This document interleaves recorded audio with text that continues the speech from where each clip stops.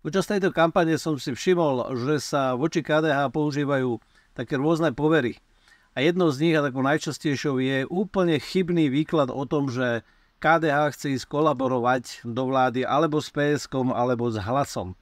No a teraz je potrebné, aby sme pozerali na politiku úplne iným spôsobom. Toto už je detinské a staré nazeranie a zámerne ho používajú niektorí politici, zvlášť taký jeden, ktorý veľmi rád robí rozruch a hovorí takéto zlé veci, aby zneisťoval voličov. Ale je treba vyrásť do omnoho zrelšieho pohľadu na politiku.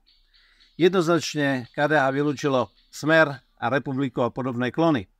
Ale je treba si uvedomiť jednu dôležitú vec, že my, konzervatívci, s veľkou pravdepodobnosťou vládu zostavovať nebudeme, ale niekto zostavovať vládu bude a to bude ten, kto bude najväčší, kto bude mať získaných najviac percent.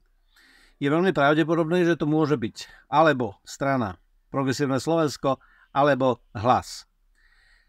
A od tejto chvíle si treba uvedomiť jednu vec, že do vlády nejdeme kolaborovať, ale do vlády ideme chrániť naše hodnoty a dávať hranice a ukazovať na podmienky, ukazovať na to, čo chceme chrániť. Podstatné je, že my musíme byť nie tam, kde budeme niekde ukrytí a skrývať sa pred zodpovednosťou. My musíme ísť tam, kde sa koná zlo, kde je zlo a my musíme zlo umenšovať.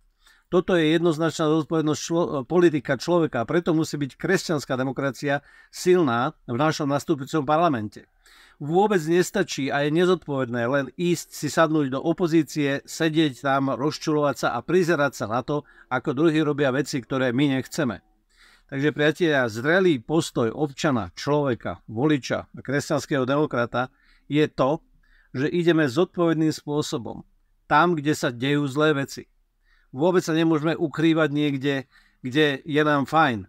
A hlavne je veľmi ťažké pozerať sa na to, s kým by sme vedeli zostavovať vládu, ak by sme chceli byť len s tými, ktorí nám vyhovujú.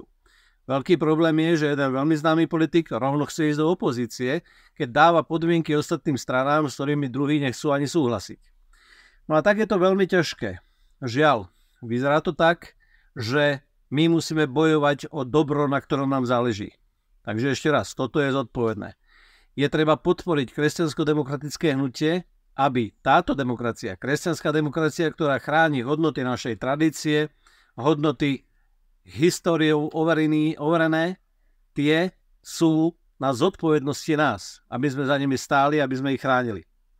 Takže toto je úplne nový postoj a úplne iný pohľad. My ideme tam, kde sa zlo deje a zlu budeme brániť.